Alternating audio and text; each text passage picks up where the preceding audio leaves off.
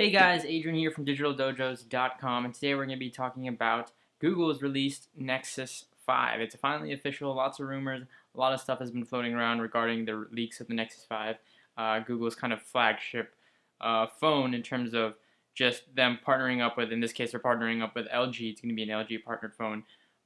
The phones that get the most recent software updates, all that jazz, the Nexus lineup. So let's go ahead and jump into the specs of the Google Nexus 5. So the Nexus 5 is going to be featuring a 2.3 Snapdragon 800 quad-core processor powering all of it, with 2 gigabytes of RAM and a 1080p 5-inch screen that is packed with Gorilla Glass 3. So it's a very durable glass screen, and that's something to go along with the design of it, because the front screen is very big in terms of they really minimize on the bezel to give you a more full screen experience when you're browsing the phone. So you have a really thin bezel on the front of the Nexus 5.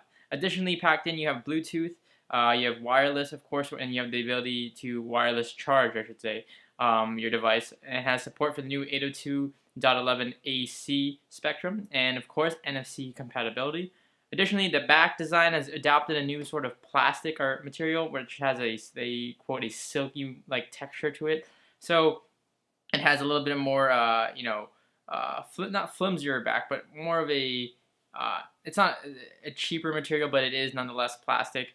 It features which is the big thing that they're touting with the Nexus 5, is the new 8 megapixel camera. It's going to feature optic image stabilization and what they're calling HDR+, which it's just a enhanced version of HDR, which takes multiple photos when you take it to give you the best in terms of picture quality, contrast, colors, all of that. So there's going to be 2 models released hardware-wise. There's going to be a model for the NA and EU, North America and Europe, as well as a model for parts like here in Asia, so Japan, etc. It's going to be a 16 or 32 gigabyte model that comes in at the baseline of only $349 up to $400, and keep in mind that is an unlocked price.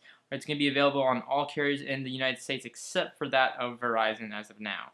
Software-wise, because like I said, the Nexus lineup is one of those premier software phones for Google. They're going to be giving it the most recent updates. It's going to be the first phone featuring that of KitKat 4.4. Additionally, this is going to be the first phone also featuring LTE in the Nexus lineup, so that's something to keep in mind as well. So much more faster speeds out and about with your Nexus 5.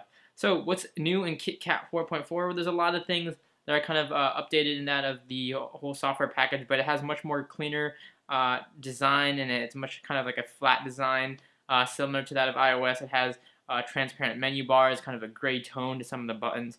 It has a much more improved smart dialer, which is really cool. It allows you to see your most contacted contacts. It prioritizes your contacts. Additionally, it has things like where Google searches for people when they're calling you. So if it's a business, for example, if it can find them via Google Images or Google Maps, it will pull in a picture to show when they're calling you.